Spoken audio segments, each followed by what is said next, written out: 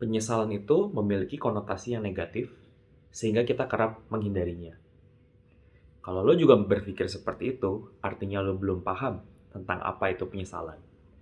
Di video ini, gue akan jelasin sebenarnya apa sih penyesalan itu, apa manfaatnya, dan gimana caranya kita make the best out of it, atau bahkan mungkin menghindarinya.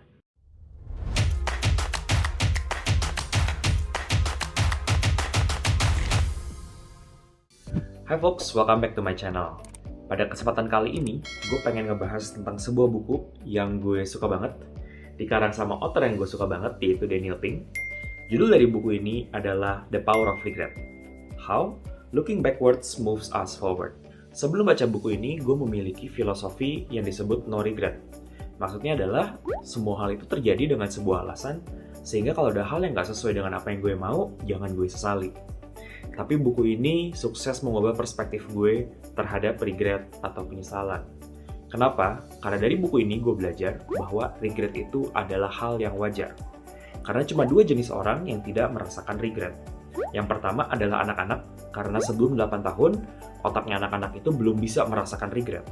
Dan yang kedua adalah orang yang ternyata memiliki kelainan otak, sehingga mereka tidak bisa merasakan regret.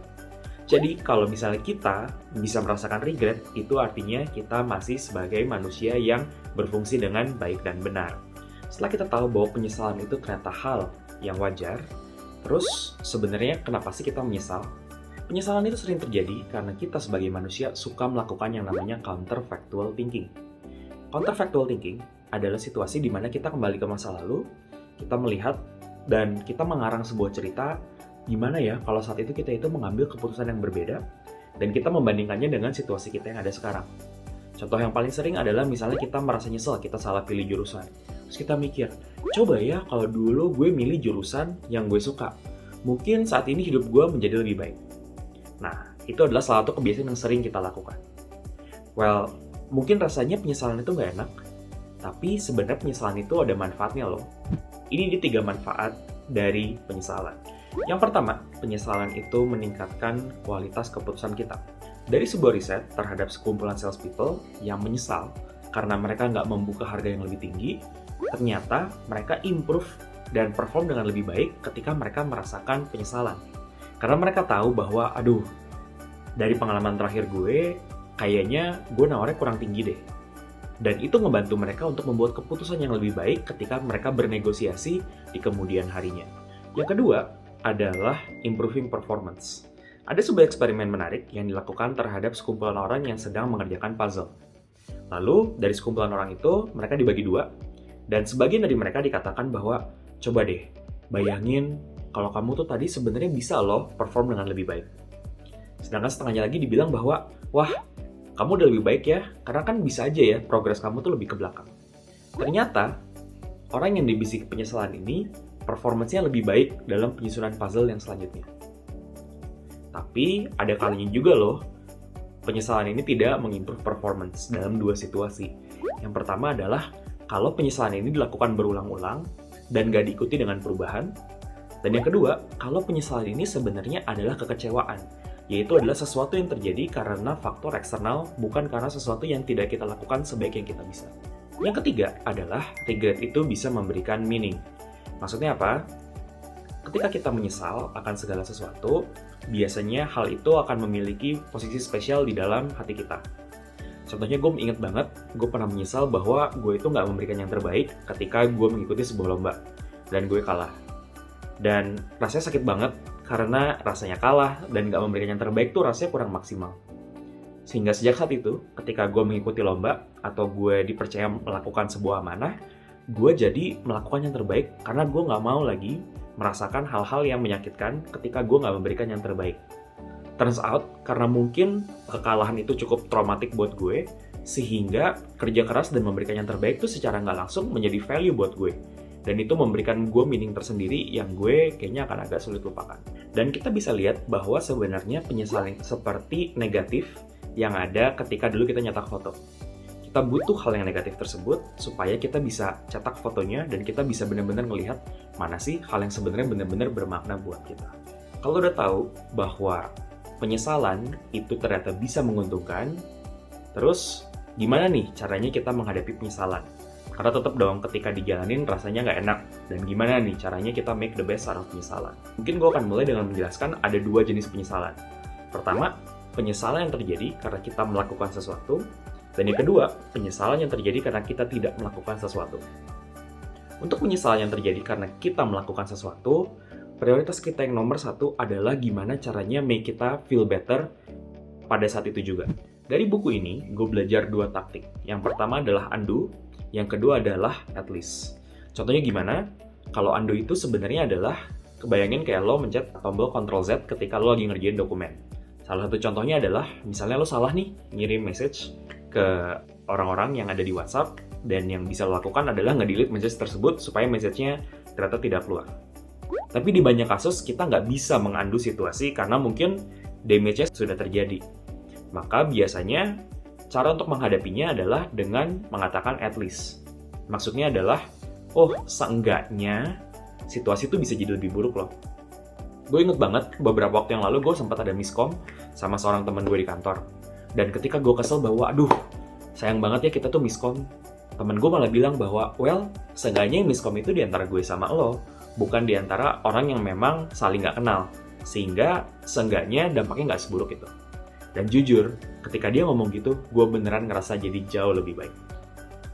Nah, sekarang kita akan nge-address regret group yang kedua, yaitu regret yang terjadi karena kita tidak melakukan aksi. Yang dimana, by the way, menurut riset, ini jumlahnya jauh lebih banyak dibandingin regret yang terjadi karena kita itu melakukan sesuatu. Untuk regret-regret yang kita rasakan karena kita tidak melakukan sesuatu, pendekatannya ada 3. Yang pertama adalah untuk mengakui. Yang kedua adalah untuk treating ourselves dengan self-compassion. Dan yang ketiga adalah dengan melakukan distancing. Gue akan jelasin satu-satu ya. Yang pertama adalah dengan mengakui. Jadi, ternyata regret itu akan jadi jauh lebih gampang buat diproses ketika kita itu mengakui. Dan gue sadar bahwa mengakui itu di sini bukan berarti tiba-tiba lo ngasih tahu langsung ya, kayak semua orang di perusahaan lo atau teman-teman lo bahwa lo menyesali sesuatu. Mungkin lo bisa mulai dari hal yang paling simpel. Pertama adalah dengan journaling itu, dan at least lo mengaku itu terhadap diri lo sendiri. Dan even journaling aja, udah bikin kita bisa merasa better. Tapi kalau lo mau take it forward, yang bisa lo coba adalah untuk curhat ke teman-teman terdekat yang bisa lo percaya. Atau mungkin kalau misal lo pede untuk ngomong ke grup yang jauh lebih besar, bisa juga lo. Tapi intinya adalah ketika kita mendisclose penyesalan kita, ternyata itu bikin kita menjadi jauh lebih baik rasanya. Step yang kedua adalah dengan self-compassion. Maksudnya adalah ketika kita melakukan penyesalan atau kita memiliki penyesalan, seringkali kita ngejudge diri kita sendiri dan ngatain diri kita tuh bego, bodoh, atau lo sih emang gak bener kalau bikin keputusan. Nah, turn out, riset itu menunjukkan kalau kita itu melakukan self-criticism, itu akan berdampak buruk terhadap well-being kita dibandingkan ketika kita itu melakukan yang namanya self-compassion. Self-compassion bisa jadi satu subjek sendiri yang bisa gue jelasin jadi satu video YouTube. Tapi intinya adalah self-compassion itu adalah situasi di mana kita itu menyayangi dan mengasihi diri kita sendiri. Think about kalau misalnya kita punya sahabat kita datang nangis karena baru menghadapi sesuatu yang buruk. Apa sih yang kita lakukan? Kita kan nggak langsung kayak, lu bego sih, lu salah sih, lu gini sih. Tapi apapun yang terjadi sama sahabat kita coba untuk meluk dia, untuk bilang bahwa oke, nggak apa-apa, dirasain aja, dan tenang aja kok, kita akan bisa melatih ini bareng-bareng. Kurang lebih melakukan hal yang sama terhadap diri kita sendiri. Jadi, daripada kita melabeli bahwa diri kita itu bego, kita malah mikir bahwa nggak apa-apa, ini bagian dari menjadi manusia. Kita mungkin membuat kesalahan, but we can always do better. Step yang ketiga adalah distancing. Distancing itu adalah gimana caranya kita itu menjaga jarak dari diri kita yang sedang merasakan penyesalan dengan diri kita yang lebih ideal. Salah satu caranya adalah dengan melihat ini dari sebuah situasi. Contohnya gimana? Gue inget banget, suatu hari gue pernah melakukan sebuah kesalahan di kantor, terus gue sadar bahwa, aduh, kok gue bisa-bisanya ya melakukan kesalahan seperti ini. Tapi setelah gue ngelihat secara netral, dan gue ngelihat bahwa, sebenarnya situasi ini tuh bisa terjadi sama siapa aja kok, dan kebetulan gue adalah orang yang melakukan kesalahan ini. Dari situ gue bisa melihat bahwa, nggak sepenuhnya ini salah gue, biarpun di dalam situasi tersebut gue juga berkontribusi. Dan ini membuat kita itu bisa melihat situasi dengan lebih objektif, daripada ketika kita berada di dalam penyesalan tersebut. Maka dari itu coba kita ngeliat helikopter view dan kita ngelihat bahwa oke, diri kita, situasi sebenarnya seperti apa sih yang benar-benar terjadi. Itulah cara untuk bisa dealing dengan regret secara produktif. Nah, tapi tetap aja kan, mungkin teman-teman di sini ngerasa bahwa tapi Vic, tetap aja dealing with regret itu rasanya nggak enak. Bisa nggak ya gue itu menghindari aja deh yang namanya penyesalan? Well, bisa. Dan itu biasanya yang disebut dengan anticipated regret.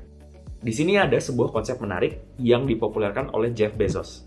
Jadi Jeff Bezos itu, yang merupakan founder Amazon, terkenal banget dengan sebuah framework yang namanya regret minimization. Ini tuh adalah sebuah hal yang dia ceritain waktu dulu dia ditanya, lo kan udah tajir, udah punya kerjaan yang settle nih di Wall Street, ngapain sih lo tuh rela-rela resign buat bikin Amazon, yang saat itu tuh nggak terkenal, mungkin sekitar 20 tahunan yang lalu. Dan dia bilang bahwa, well, kenapa gue memulai Amazon adalah gue membayangkan ketika gue berumur 80 tahun dan gue menyesal bahwa gue tidak melakukan hal ini padahal seharusnya bisa gue lakukan.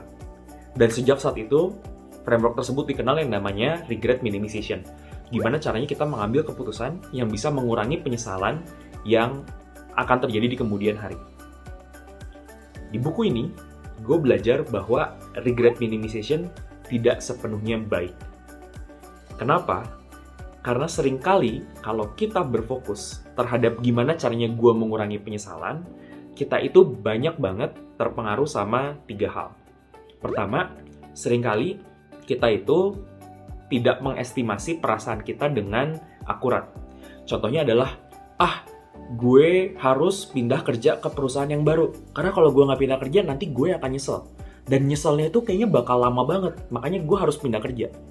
Nah, seringkali estimasi kita terhadap seberapa besar penyesalan yang kita rasakan itu kurang baik. Karena yang namanya dibawa dengan perasaan, kita cenderung untuk mungkin mengoverestimate seberapa besar sih penyesalan atau perasaan negatif yang akan kita rasakan. Sehingga ada resiko bahwa kita tidak memikirkannya dengan objektif.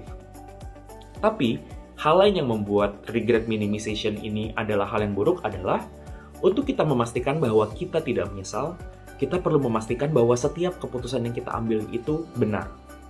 Dan behavior ini disebut sebagai maximizer. Dan riset sudah banyak menunjukkan bahwa maximizer itu cenderung memiliki hidup yang tidak bahagia. Karena semua hal benar-benar dipikirin. Kira-kira kalau ini benar nggak ya? Kalau ini bakal memberikan gue return yang lebih besar nggak ya? Itulah yang akhirnya membuat bahwa regret minimization ini perlu ada modifikasinya. Dan modifikasi itu disebut regret optimization. Apa itu regret optimization? Jadi dari buku ini gue belajar bahwa framework regret minimization yaitu kita memilih keputusan yang terbaik untuk meminimalisir penyesalan cuma dengan 2 persyaratan. Yang pertama adalah penyesalan tersebut harus benar-benar penyesalan yang merupakan penyesalan yang penting. Bukan misalnya kita mikirin kayak, aduh gue harus belanja apa ya di marketplace, aduh diskonnya gedean yang mana ya, platform A sama platform B. Tapi ini merupakan keputusan yang besar, misalnya keputusan seputar karir, atau keputusan keluarga, atau mungkin keputusan yang berhubungan dengan moralitas. Yang kedua adalah ketika kita sudah memastikan bahwa keputusan yang kita ambil itu berhubungan dengan keputusan yang memang foundational, barulah kita menerapkan regret minimization, di mana kita benar-benar memilih dan menanyakan ke diri kita sendiri, keputusan mana yang lebih mungkin akan gue sesali kalau gue nggak ambil. Nah, itu dia sebuah framework baru yang gue belajar yang merupakan improvement dari apa yang sudah dilakukan oleh Jeff Bezos. Well, selain buku ini, gue juga ngeringkas 2 buku ini. Jadi kalau misalnya lo pengen belajar, langsung aja dicek. See you next time!